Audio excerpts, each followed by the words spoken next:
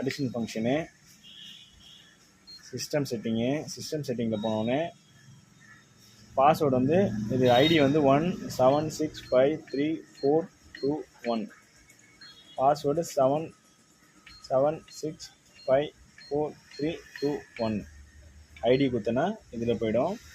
அதில் நெட்வொர்க் செட்டிங்கில் போய்ட்டு IP address போய்ட்டு டிசி IPv4 செட்டிங் அது உள்ளே போய்ட்டு ஐபி அட்ரஸ் செட்டிங்ஸ் அதில் போய்ட்டு இதில் ஐபி அட்ரஸ் இருக்குல்ல, இப்போ நம்ம பிரிண்டரோட ஐபி அட்ரஸ் இதில் என்டர் பண்ணணும்.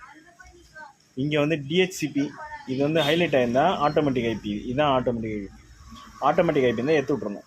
இதை கிளிக் பண்ணனா பிளாக் ஆச்சுன்னா அது ஆனில் இருக்குது ஆட்டோமேட்டிக் ஐபி, அதை எடுத்து விட்டோன்னா ஆஃப்.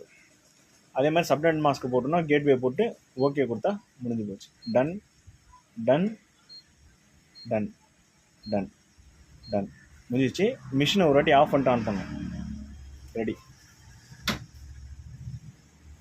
ஆன் பண்ணால் உன்னோட ஐபி அட்ரஸ் செட் ஆகிடும், அந்த ஆட்டோமேட்டிக் ஐபி ஆஃப் ஆகிடும்.